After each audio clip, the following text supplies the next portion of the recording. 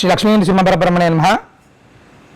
కోరిన కోరికలు తీర్చే కల్పవృక్ష నరసింహస్వామి వారు ఉభయ తెలుగు రాష్ట్రాల్లో ప్రస్తుతం 100 మంది ఎక్కడ ఉంటే ఆ 100 మందిలో చాలామంది మాట్లాడుకునేటువంటి మాట, ఇక్కడ ఉండేటువంటి భగవంతుడికి అతీతమైనటువంటి అనుగ్రహాన్ని మనకు అందిస్తున్నాడు, స్వామిని దర్శిద్దాం అనుకునేటువంటి వారి సంఖ్య పెరుగుతూనే ఉంది. అయితే ఈ యొక్క కల్పవృక్ష నరసింహస్వామి వారు 750 సంవత్సరాల క్రితం సాక్షాత్తు లక్ష్మీనరసింహస్వామి వారి రంగాచార్యుడు అనేటువంటి వృద్ధ వైష్ణవోత్తముడికి కార్తీక బహుళ త్రయోదశి స్వాతి నక్షత్రం నాడు ఈ యొక్క కల్పవృక్ష నరసింహ సాలగ్రామాన్ని అందించారని, ఆనాటి నుంచి విశేషమైనటువంటి ఆరాధనలు జరుగుతూ స్వామి యొక్క వైభవాన్ని చాటుకున్నాం.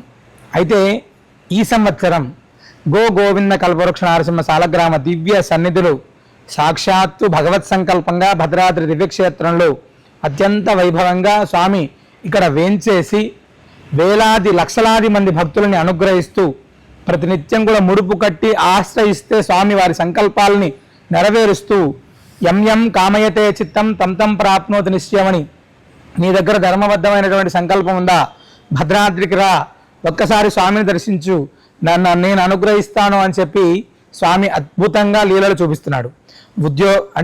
ఉద్యోగాల కోసం, సంతానం కోసం, కుటుంబ వృద్ధి కోసం, అన్యోన్య దాంపత్యం కోసం, వ్యాపారాభివృద్ధి కోసం, మన పిల్లలు సరైన యోగ్యులు అవ్వడం కోసం, ఇలా ఎందరెందరో స్వామిని ఆశ్రయిస్తూ ఈ యొక్క సంవత్సర కాలం క్రితం ఇక్కడ స్వామిని దర్శనానికి ఏర్పాటు చేస్తే ఆనాటి నుంచి ఈనాటి దాకా స్వామిని దర్శించినటువంటి వారి సంఖ్య లక్షల్లో.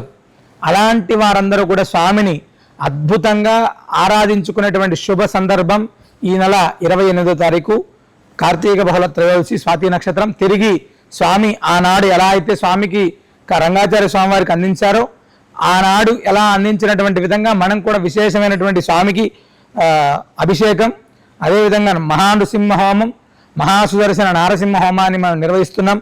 అవకాశం ఉన్నటువంటి ప్రతి భక్తులు కూడా స్వామి వైభవంలో పాల్గొనండి, స్వామి యొక్క పరిపూర్ణ అనుగ్రహానికి పాత్రలు కండి. సర్వే జనా సుఖినో భవంతు.